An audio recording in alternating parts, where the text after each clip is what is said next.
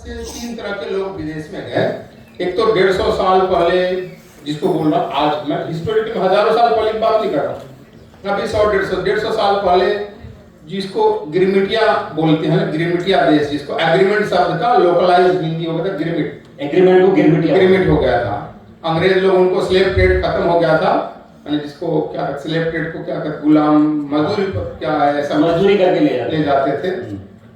तो उसमें गए ट्रिनिडाद, गयाना, सूरीनाम, जिसको हम वेस्ट इंडीज बोलते हैं, Mauritius, Seychelles, reunion, south Africa, यहाँ गए, इधर श्रीलंका,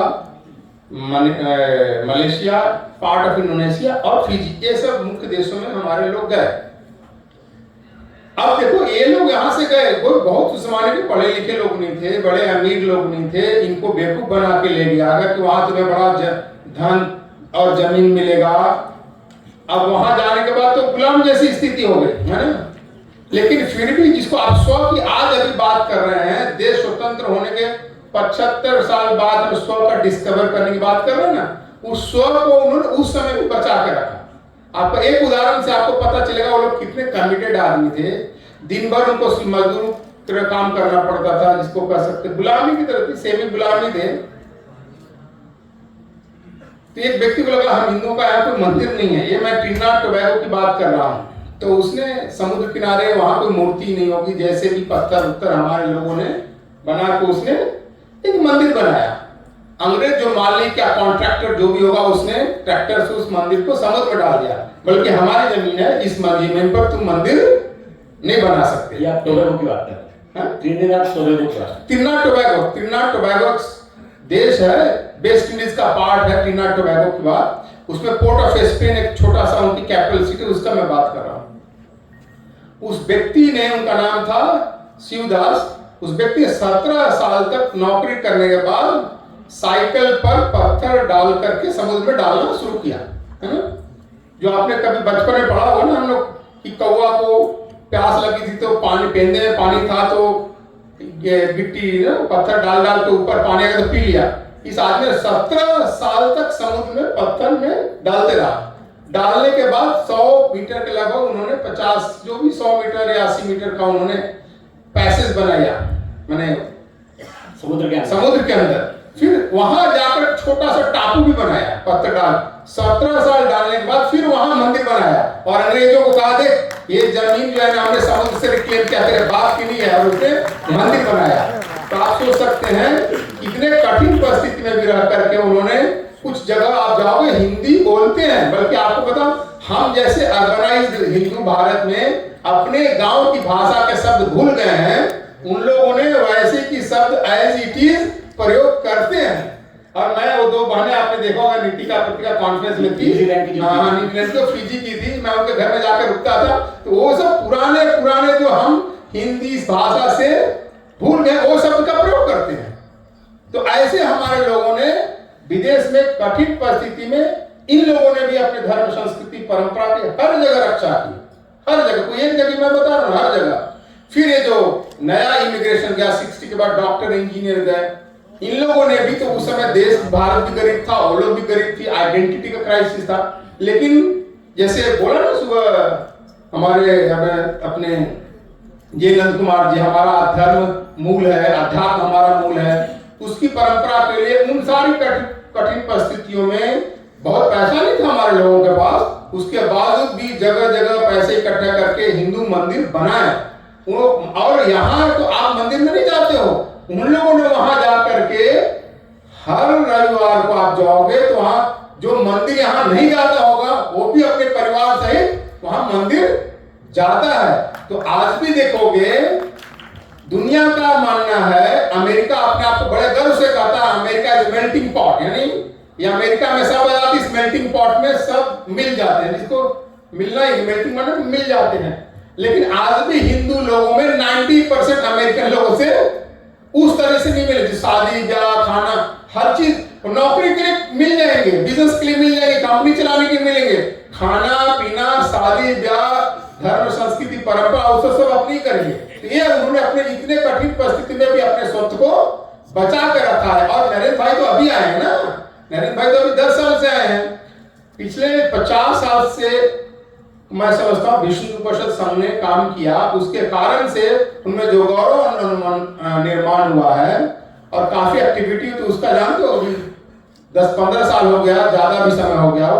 एक महिला ने एक पुस्तक लिखा, आर्टिकल लिखा न्यूज़वीक में, we are all Hindu now, we are all Hindu now. उन्होंने बताया कि हिंदुओं की बात जो है ना, ये स्वत्व की बात, तो वहां सब उसको अपना रहे, इनडायरेक्टली योग कर रहे हैं।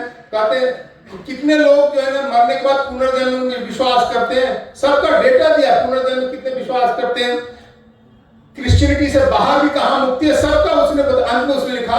लीजा मिलर का आर्टिकल है, अभी भी आप गूगल में सर्च करें तो बोलेगा we are all Hindu now.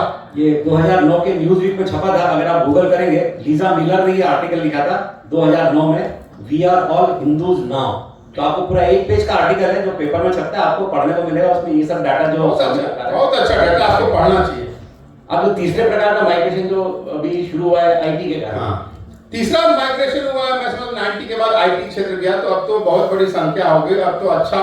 उसके कारण से क्या हुआ कि जो हम लोग पहले गरीब थे, मतलब पिछड़े थे, हमारी आइडेंटिटी नहीं था, इन लोगों ने जाकर, खासकर आईआईटी वाले ने जाकर के टेक्नोलॉजी की फील्ड में अच्छा प्रभाव उत्पन्न किया। उससे क्या हुआ कि अमेरिका में पहली बार उनके सीनेट में आईआईटी को समर्थन में प्रशंसा करते हुए रेजोल्यूशन पास हुआ, अभी फिर पास हुआ 20 साल के बाद, कि आईआईटी का हमारा बड़ा योगदान है हमारे देश की अर्थव्यवस्था, एजुकेशन, टेक्नोलॉजी, इनोवेशन है, तो इससे हमारा बहुत बड़ा वहां इज्जत प्रतिष्ठा बहुत बढ़ गई है। पहले वाली बात नहीं कि हम गरीब हैं, सारी महंगी महंगी गाड़ियां हमारे लोग करते हैं। अभी मैं बोस्टिंग नहीं कर रहा हूं, अभी राम जन्मभूमि का चल रहा था ना, तो वाशिंगटन डीसी में लोगों ने 400-500 टेस्ला गाड़ी लगाकर उन्होंने राम बनाया, और उस पर उन्होंने राम धुन का म्यूजिक लगाया। तो वो ये जिसको कहते हैं गरीब जो आदमी है ना, अब वहां तक पहुंच गई है, उसका प्रभाव है। और ये क्या है, अमेरिका में है, यूरोप में है, ऑस्ट्रेलिया में, न्यूजीलैंड में, लेकिन स्व उन्होंने छोड़ा नहीं है। तो आपकी दृष्टि में किसी भी देश का पूरे वैश्विक परिदृश्य में अगर कोई प्रभाव होना है, तो उसके लिए क्या क्या महत्वपूर्ण बातें आवश्यक है? देखिए, जिसके कारण उसका पूरे विश्व में एक इंप्रेशनेबल ऐसा प्रभाव पड़ता है। सेकंड वर्ल्ड वॉर से पहले इंग्लैंड का दुनिया में प्रभाव था, उसका कारण था कॉलोनियल प्रभाव, लेकिन कॉलोनियलिज्म सेकंड वॉर के बाद खत्म हो गया। तो दुनिया में सबसे ज्यादा प्रभावशाली देश कौन है? अमेरिका, है ना। आज भी अभी भी मोर और लेस प्रभावशाली देश है। क्यों प्रभावशाली है? उसकी इकोनॉमी बहुत बड़ी है। आज दुनिया की 1/4 25 ट्रिलियन की इकोनॉमी दुनिया है। आज सोचते 4 लोगों के पास 25, जिसको कह सकते हैं 4 लोगों के पास 25% अर्थव्यवस्था पर कब्जा है पूरी दुनिया की। यानी ये 4% वर्ल्ड पॉपुलेशन नहीं है, लेकिन 25% वर्ल्ड इकोनॉमी है। इकोनॉमी के कारण ही उनके यहाँ सारा एडवांस टेक्नोलॉजी का डेवलपमेंट हुआ। एडवांस टेक्नोलॉजी का डेवलपमेंट इकोनॉमी के कारण हुआ। उसके कारण से डिफेंस में भी मजबूत है, दुनिया में भी हर जगह जिसको कहते हैं ना धमका सकते हैं, ताकत रख सकते हैं ना। इकोनॉमी, फिर टेक्नोलॉजी, फिर डिफेंस, फिर एजुकेशन। आपको पता उनके एजुकेशन सिस्टम भले ही हमारे लिए अपना सुटेबल नहीं है, लेकिन उन्होंने अपने तो बहुत रोबोस्ट खोल रखा। इतना रोबोस्ट है, आप सोच सकते हैं। मैं उदाहरण देता हूं कि कैलिफोर्निया छोटा सा 2 करोड़ का राज्य है, 2 करोड़ का। जिस समय बता रहा हूं, जिस समय उन्होंने योजना बनाई है, उस समय उसकी पॉपुलेशन 1 करोड़ भी नहीं होगा। वो आज वर्ल्ड की 8th लार्जेस्ट इकोनॉमी है। 10 साल पहले, 5-6 साल पहले हमसे बड़ी इकोनॉमी एक राज्य हुआ करता। कैसे? और सूखा राज्य है वहां। कैलिफोर्निया फर्टाइल राज्य नहीं है। कैसे हुआ? उन्होंने एक राज्य के अंदर 11 में बता रहा यूसी सिस्टम के यूनिवर्सिटी खोले। उसको कहते हैं California higher education master frontier. एक योजना क्या था, तो उन्होंने 1960 के अंदर 11 टॉप यूनिवर्सिटी खोले, जिसको कहते हैं UC system. University California Berkeley, university California Los Angeles, university California Irvine, इस तरह के 11 यूनिवर्सिटी। फिर उन्होंने 23 यूनिवर्सिटी, उन्होंने स्टेट यूनिवर्सिटी खोले, कम्युनिटी कॉलेज खोले। क्योंकि एजुकेशन इतना मजबूत हो गया, पूरे अमेरिका के बच्चे वहां के पढ़ने लगे, सारी दुनिया के पढ़ने लगे। तो सबसे पहले जान तो अमेरिका सिलिकॉन वैली बना, है ना। टेक्नोलॉजी का वहां डेवलपमेंट हुआ। हॉलीवुड वहां गया, हॉलीवुड वहां गया, डिज्नी वर्ल्ड वहां गया। तो इसके कारण से उसका प्रभाव हुआ। तो पहले किसी भी देश को दुनिया में ताकतवर बना इकोनॉमी, टेक्नोलॉजी, डिफेंस, एजुकेशन और एकेडमिया और अंत में उसका मीडिया कैसे आप इन्फ्लुएंस करते हो। आज कैसे हॉलीवुड के सिनेमा हमारे यहाँ घुस गए, है ना। हॉलीवुड के सिनेमा हम देख रहे हैं, हमारे अपने चीजों पर नहीं बन रहे ठीक से, हमारी हॉलीवुड है। तो ये बोलो, ये इम्पैक्ट करने की चीज है। अगर दुनिया में आपको अपने आप को प्रभावशाली बनना है, किसी भी देश को बनना है, तो 5 एरिया पर हमें काम करने होंगे। तो इन 5 विषय जो आपने बताया, उसमें भारत की वर्तमान स्थिति कैसे पूरी दुनिया को प्रभावित कर रही है? हाँ, मैं इसका 5 चीज में बता रहा हूँ एक एक करके। देखो, भारत जब इकोनॉमी हमारी ओपन हुई नरसिम्हा राव के समय में, तो हमारा कुल इकोनॉमी का स्टेट था 300 बिलियन। आज लगभग 4 ट्रिलियन के आसपास आ गया। आप सोचो कितना बड़ा, 1000 गुना 3000 गुना हमारा ग्रोथ हुआ है। तो हमारी उस समय हमें कोई पूछता नहीं था। सन 2000 में मैं बता रहा हूं, चीन की इकोनॉमी हमसे बहुत बड़ी हो गई थी और हम बहुत 1.25 ट्रिलियन की थे, तो चीन हमारा सुनना बंद कर दिया था। मैं बता रहा हूं इकोनॉमी का असर है। अब क्योंकि हम भी 4 ट्रिलियन की इकोनॉमी हो रहे हैं और कंपिटिटिव हो रहे हैं, तो चीन हमारी से पहले से ज्यादा उसको हमसे भय लगने लगा। नहीं तो पहले हमें धमका रहा था, उसी धमकाई इकोनॉमी के कारण। क्योंकि आपको इकोनॉमी नहीं होगा तो आप डिफेंस में खर्चा नहीं कर सकते। आज भी आपको बता रहा हूं, हमारा डिफेंस बजट टोटल हमारी इकोनॉमी का 1.52% है।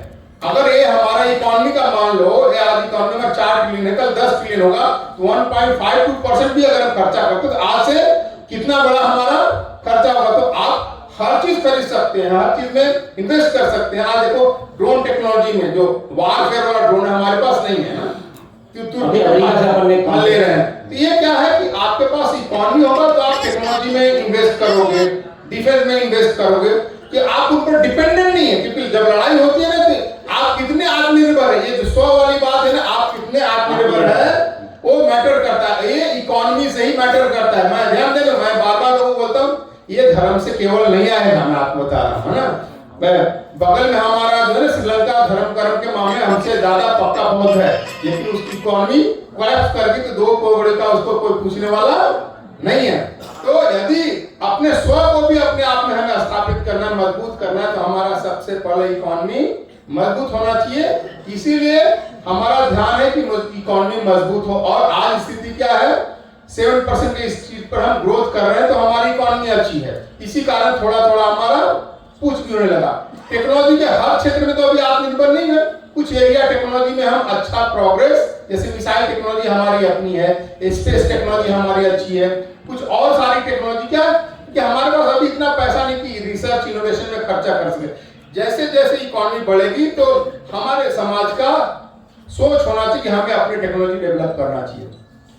तीसरी चीज है एजुकेशन। एजुकेशन में अभी भी हम बहुत अच्छे नहीं हो पाए हैं। इतने खराब नहीं है लेकिन बहुत अच्छे नहीं है। कुछ सीटारेल के रूप में कह सकते हैं, बड़े IIT IIM हो गए, लेकिन ओवरऑल हमारा नहीं है। आपको बताओ, भारत से जो बच्चे पढ़ने जा रहे हैं विदेश में, लगभग 18 लाख बच्चे विदेश में हर साल पढ़ने जा रहे हैं। 18 लाख। और ये 18 लाख जो पैसे जा रहे हैं, बच्चे पढ़ने जा रहे हैं, उससे $80 बिलियन हमारा पैसा जा रहा है विदेश में। क्यों जा रहा है? केवल पैसा जा रहा है विद्यार्थी, हमारा टैलेंट भी जा रहा है।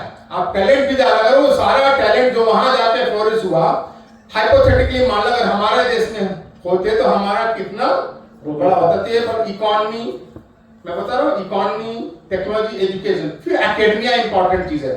जो एकेडमिक फील्ड में होंगे, एकेडमिया बहुत इंपॉर्टेंट चीज है, क्योंकि सारा चीज जो है ना, ज्ञान का स्रोत जो है नीचे वहां से आता है। क्या पढ़ा रहे हो, कौन पढ़ा रहा है, ये मैटर करता है। आज भारत के एकेडमिया में सारे कम्युनिस्ट लेफ्टिस्ट थॉट जो प्रोसेस है, जिसको हम कह सकते हैं क्रिटिकल थ्योरी, ओरिएंटलिज्म, है ना, critical race theory, feminism, environmentalism, बहुत सारा चीज, हेजेमोनी थ्योरी, डिकंस्ट्रक्शन थ्योरी, ये सारे कम्युनिस्टों की थ्योरी पढ़ाया जा रहा है हमारे। आपको पता है, हिंदी में बता रहा हूँ, मध्य प्रदेश वाले में आप देख लो, मैं पिछले महीने दिल्ली यूनिवर्सिटी में हिंदी का सिलेबस रिव्यू कर रहा था। वहां हिंदी कम पढ़ाया जा रहा है, मार्क्सिज्म ज्यादा पढ़ाया जा रहा है। तो बच्चे वही आपको पढ़ेंगे ना, उनके दिमाग में वही घुसेगा ना। तो इस चीज को भी हमें ठीक करना है, अपने आप को सत्य को ढूंढना है और उनको डिस्क्राइब करना है। तो एकेडमिया में भी हमारा प्रभाव होना चाहिए। क्या पढ़ रहे हैं और क्या पढ़ाया जा रहा है, इसका हमारे ऊपर नियंत्रण होना चाहिए। कंटेंट, हाँ, दोनों चीज, क्या पढ़ाया जा रहा है और कौन पढ़ा रहा है, ये भी आपके आप में होना चाहिए। कंटेंट, सिलेबस जिसको बोलते हैं, करिकुलम, ये आपको होना चाहिए। जिसको फैकल्टी ट्रेनिंग, कौन पढ़ा रहा है, इसके हमारे हाथ में है। और पांचवा चीज है मीडिया। मीडिया क्या है? परसेप्शन बिकम रियलिटी, है ना। मीडिया परसेप्शन क्रिएट करता है, परसेप्शन बिकम रियलिटी। तो ये आपके पास में नहीं होगा तो अच्छी चीज भी आप हार जाओगे। जैसे क्लासिक एग्जांपल दे रहा हूं, 20-30 साल पहले सर्ब लोग जीत रहे थे, है ना, बोस्निया वगैरह में बॉम्बिंग करके सर्ब लोग जीत रहे थे। आपको याद हो, पुराने लोगों को थोड़ा पता होगा, 90s के बाद, 90 की बात है। सर्ब लोग जीत रहे थे लड़ाई में, लेकिन मुस्लिम माफिया ने बोस्नियन मुसलमानों को पैसा दिया, अमेरिका उन्होंने जाके पीआर एजेंसी से हायर किया। अब वहां ऐसा वातावरण कर दिया कि भाई ये लोग अत्याचार कर रहे हैं। अब उस अत्याचार कर यूएन में रेजोल्यूशन पास करके नाटो ने बॉम्बिंग शुरू कर दी। तो अब हारते हुए जीत हार गए, यानी सर्ब लोग जीतते हुए हार गए। तो मान लो आप सोच रहे कि हम जीत रहे हैं, लेकिन आप हार जाओगे। जैसे कि आप देख रहे हैं रसिया में, रसिया इतना पावरफुल देश भी अपने ही अंग यूक्रेन से नहीं जीत पा रहा है। ये सारा चीज, एक जब लड़ाई होती है तो आपको हर क्षेत्र में आपकी इकोनॉमी मजबूत होनी चाहिए, टेक्नोलॉजी मजबूत होनी चाहिए, आत्मनिर्भर होना चाहिए, एजुकेशन एकेडमिया हाथ में होना, आपका मीडिया भी होना चाहिए।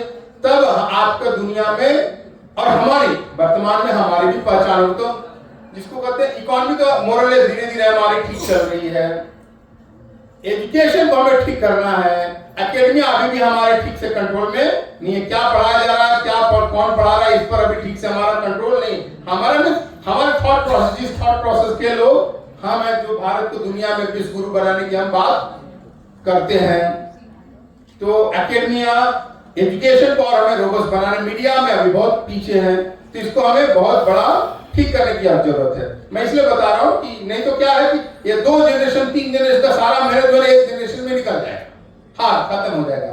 अमेरिका में उदाहरण दे रहा हूं, अमेरिका मोस्ट पावरफुल कंट्री होने के बाद भी आज अमेरिका डिक्लाइन है। क्यों डिक्लाइन है? मैं एक उदाहरण देकर बता रहा हूं। मैं बार बार लोगों को बोलता हूं, बिल गेट्स से किसी ने पूछा why America is decline, why China is growing, China आगे बढ़ क्यों रहा है? तो बिल गेट्स ने कहा the Britney Spear of China is Bill Gates, यानी चाइना का रोल मॉडल जो है ना ब्रिटनी स्पीयर नहीं है, उसको रोल मॉडल होना चाहिए। उस समय की पॉप सिंगर है हॉलीवुड की, लेकिन वो नहीं है। मैं उनका रोल मॉडल हूं, सक्सेसफुल बिल गेट्स चाइना का रोल मॉडल हूं। फिर बोलता why America is declining, America क्यों नीचे जा रहा है? तो बिल गेट्स ने बोला the Bill Gates of America is Britney Spear. मैं अमेरिका का रोल मॉडल होना चाहिए था, लेकिन मैं रोल मॉडल नहीं हूं। America role model Britney Spear, इसलिए अमेरिका डिक्लाइन हो रहा है। फिर वही थॉमस फ्रीडमैन ने अपनी एक पुस्तक लिखा है वर्ल्ड इज फ्लैट, उसमें एक येल यूनिवर्सिटी ग्रेजुएशन सेरेमनी में गया कि एक अमेरिकन से पूछा है कि अमेरिकन बच्चे साइंस टेक्नोलॉजी मैथमेटिक्स पढ़ने क्यों नहीं आ रहे, जिसके कारण से अमेरिका का नाम था। तो बोलता है sir American students are not coming the field of science technology mathematics because they are coming here for study. वो they are not coming here for study, यहां उसको यूनिवर्सिटी में पढ़ने नहीं आ रहे अमेरिकन बच्चे, क्योंकि वहां वो आ रहे फन मजे लेने लिए आ रहे हैं। There is no fun in science technology mathematics is going to, यहां मजा नहीं है। तो आपको फंडामेंटल क्लियर नहीं तो आपको पढ़ने में मजा नहीं आएगा। इसलिए America, this is the culture of Romeo Juliet and Valentine, इसलिए अमेरिका डिक्लाइन हो रहा है। Culture of Romeo Juliet Valentine, Valentine, इसके कारण अमेरिका का डिक्लाइन है। लेकिन जो भारत के लोग वहां भी जाके बसे हैं, वो अपने संस्कारों को कैसे प्रिजर्व कर रहे हैं?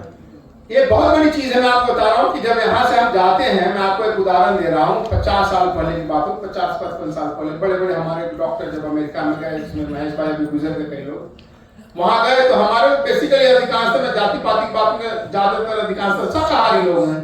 शाकाहारी होने के बाद भी क्या हमारा तो कभी आदमी गो मांस खाएगा ही ना कभी, मान जो तो वहां अमेरिकन स्कूल में भोजन मिलता है, तो हमारे लोग के बच्चे जो हॉट डॉग खाने लगे, अमेरिकन जो है ना खाने लगे। तो ये लोग तो टेरिफाइड हो गए, बोले हम जिस चीज के लिए आए थे कि थोड़ा पैसा कमाएंगे, धर्म संस्कृति को मजबूत वही खत्म हो जाएगा ना।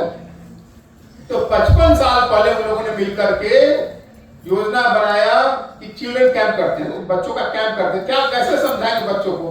जब चिल्ड्रन कैंप किया तो बोले कि अब वो बच्चे पहले हॉट डॉग की बात करते हैं, अब हॉट डॉग नहीं खाते, पैर छू के प्रणाम करने लगे। ये सब परिवर्तन हुआ था। फिर उन लोगों ने हर जगह हर सप्ताह अपने बच्चों को धर्म, संस्कृति, परंपरा, भाषा पढ़ाने के विहार, कहीं पे बाल संस्कार केंद्र, कहीं पर बाल गोकुलम चलाना शुरू कर दिया। आज रविवार को मैं बता रहा हूँ, आजकल के हमारे माँ बाप माताएं बहनें तो यहाँ टीवी देखती हैं रविवार को, वो लोग टीवी नहीं देखते। रविवार को जगह जगह स्कूलों, मंदिरों में, कम्युनिटी सेंटर में जाकर के ये सब क्लास लाते।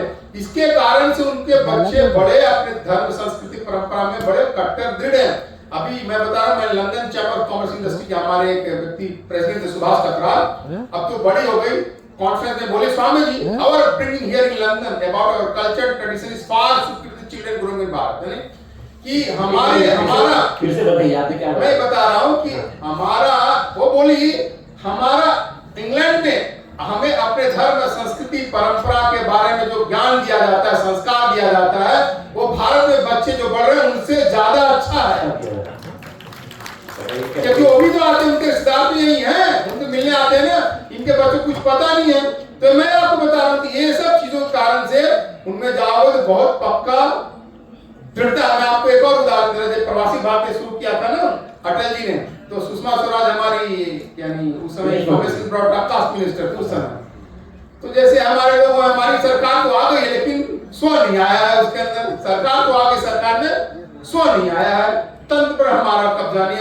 वही लेफ्टिस्ट, लिबरल और सब सारे ऑफिसर, ब्यूरोक्रेट बैठे हुए, उन्होंने इसको फीकी को दे दिया ऑर्गेनाइज करने के लिए। फीकी वालों ने वो एमएफ हुसैन से लोगो बनवाया, कार्यक्रम किया, शाम को इन विदेशी लोगों को एंटरटेनमेंट करने के लिए शाहरुख खान इन लोगों को बुलाया, शाहरुख खान, सलमान खान वगैरह।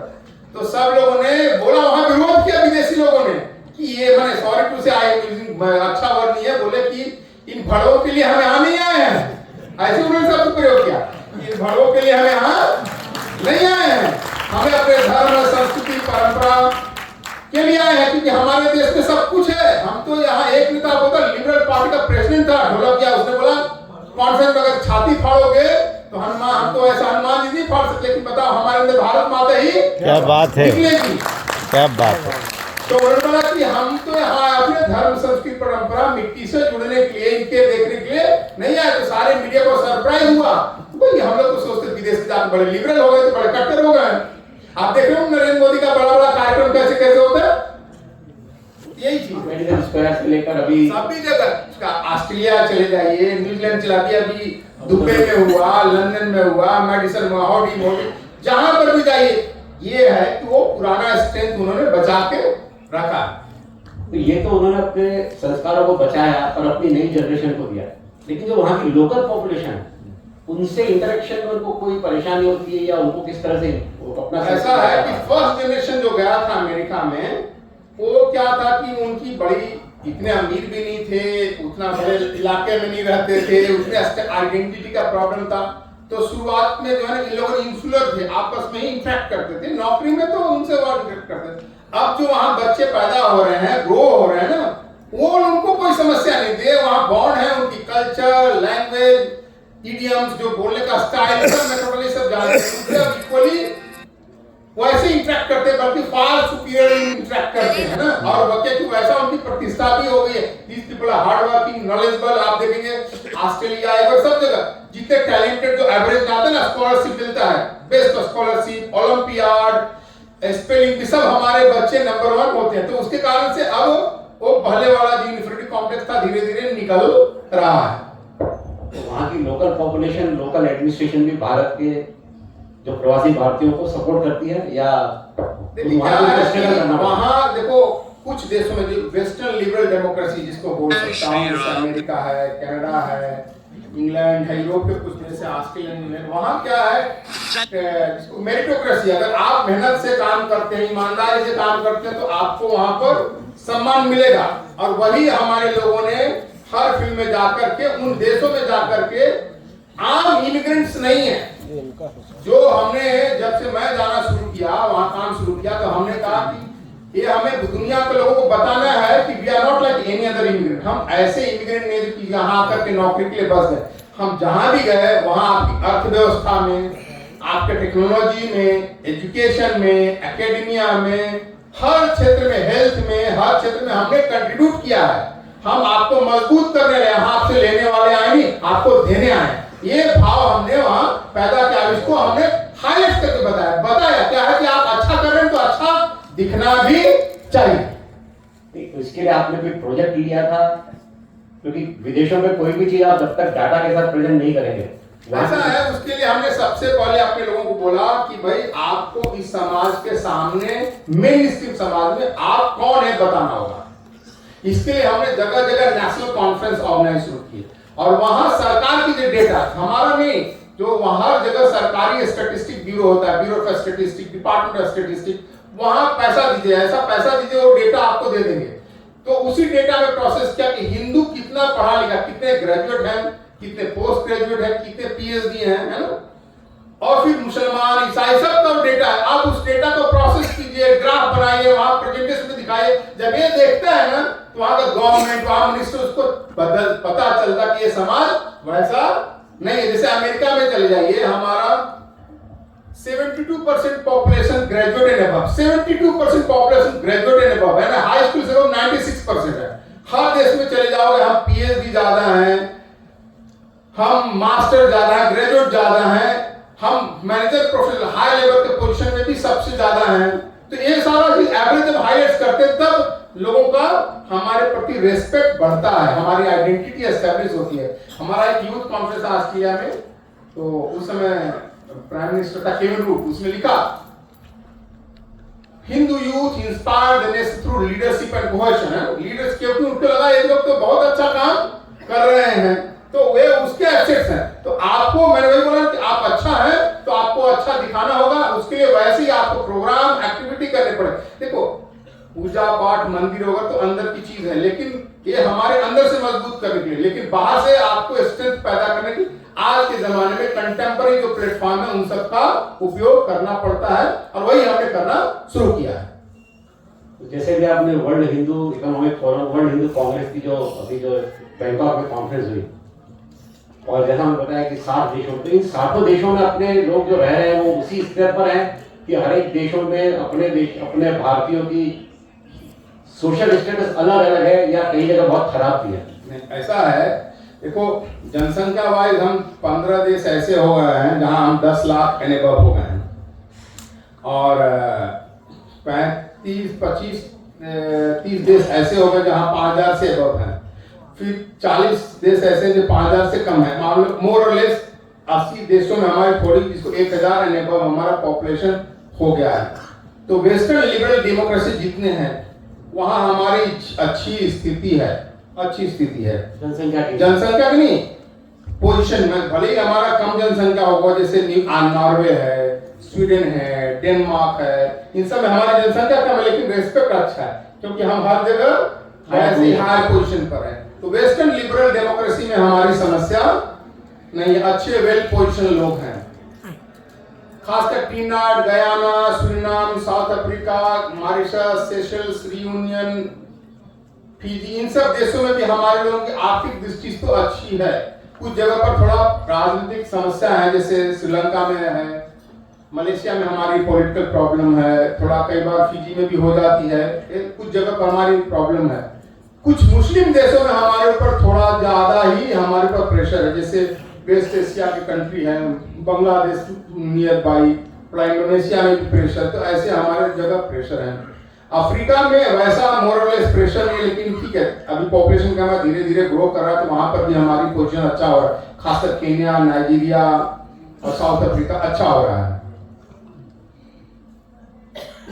तो आखिरी प्रश्न आपसे पूछता हूँ कि जो आपने अभी तक बताया कि विदेशों में जाने के बाद भी भारत के भारतीयों ने अपना स्व बचा कर रखा, तो उस स्व के कारण आप उसको आज जो भारतीयों की पूरी दुनिया में जो प्रतिष्ठा हो रही है, तो उसका कारण वो स्व बताएंगे या उन्होंने जो ऐसा आपको बता, देखो हम लोगों ने जब आग है ना, अंदर आग था, हमने आग पैदा नहीं किया, ऑनेस्टली बता रहा हूं, हमने आग पैदा नहीं किया। आग तो उनके अंदर थी, जो हमारे धर्म और संस्कृति परंपरा का सैकड़ों हजारों साल का जो उनके अंदर आग तो था। हमने काम किया है उसी आग का राख हटाकर उसको थोड़ा फूंक मार के थोड़ा सा प्रदीप्त कर दिया है ना, संगठन किया, थोड़ा संगठन के साथ आज के जमाने में क्या क्या करने लायक चीजें हैं वही हमने किया। हमने उसके अंदर जो राख बैठ गया था उसी को हमने फूंक मार करके, जिसको कह सकते देसी भाषा में फूंकी बोलेंगे ना, हाँ, फूंक मार कर थोड़ा हमने प्रदीप्त किया है ना, वो प्रदीप्त किया है। अब मैं आपको जस्ट बता रहा था, एक उदाहरण की बात कर रहा था ना कि ये प्रदीप्त करने वाली जो बात है कि आप प्रदीप्त करेंगे तो वो हाँ आपका रिस्पेक्ट कैसे बढ़ता है। मैं डरबन में हमारा कॉन्फ्रेंस था, तो हमारा इकोनॉमिक कॉन्फ्रेंस था, 2 उदाहरण देकर समाप्त करूंगा। तो मैं अपने लोगों को बोल रहा था वहाँ, सॉरी टू से कोई दूसरा अंग्रेजी में शब्द में ब्लैक ही बोलते हैं, ऐसे ब्लैक बोलना नहीं चाहिए, खराब शब्द है, लेकिन ब्लैक है। हमारे यहाँ तो काले रंग को खराब नहीं जानते, हमारे तो भगवान को भी काला बोलते हैं। नासिक वाले जो भगवान ढूंढे नाम है काला राम, काला राम नाम ही है। तो हमने ऐसी बोला back from our gods were black. हमारे भारत में हमारे भगवान काले थे। मैं बता रहा था ना कि हमारे भगवानों की मूर्तियां पहले काले ब्लैक ग्रेनाइट से बनती थी। ये मार्बल की मूर्तियां इस्कॉन वालों ने और जयपुर वालों ने फैला दी, बहुत पुरानी हमारे मार्बल की मूर्ति नहीं होती थी। Back from our gods were black, thanks to ISKCON god has become white. ISKCON वालों ने हमारे भगवान को भी गोरा बना दिया ना, क्योंकि उनको चिक्स मजबूत, थोड़ा चिक साफ सुथरा चाहिए। तो वो उनको समझ में आया कि वो काले जो मिनिस्टर थे वो बोले कि क्या what you are talking about black. मैं don't worry, I am not talking about you, मैंने आपके बारे में बात नहीं कर रहा, मैं अपने देश के बारे में बोल रहा हूँ कि हमारा कलर का कोई व्हाइट स्किन से कोई बहुत अट्रैक्शन नहीं था, इसलिए हमारे भगवान काले थे। हमारी रोटी इतनी मिसी रोटी होती थी, गुड़ खाते थे, हर चीज हमारा व्हाइट नहीं था। ये तो अंग्रेजों के कारण से हमारे यहाँ थोड़ा व्हाइटनेस के प्रति अट्रैक्शन बढ़ गया। तो बता रहा वो कॉन्फ्रेंस के बाद मिनिस्टर बोलता है, इतना खुश हुआ, बोला रे थिंकिंग किस तरह का, हमारा जो कॉन्फ्रेंस है ऐसे गोरे लोग ही कॉन्फ्रेंस करते हैं, बट नाउ कलर्ड आर, हम लोग को एक ही बिरादरी का मानते, कलर्ड है ना, कलर्ड मानते हैं। कलर्ड आल्सो डूइंग है, कलर्ड लोग भी ऐसा कर रहे हैं, बहुत अच्छा है। इन लोगों को 2 बस दे दो, इनको गांधी जी का आश्रम है ना, गांधी जी का फिनिक्स आश्रम डरबन में, इनको इनके लोगों को घुमाओ और हॉल का किराया है ना जो सिटी काउंसिल का, इसको माफ कर दो। और दूसरा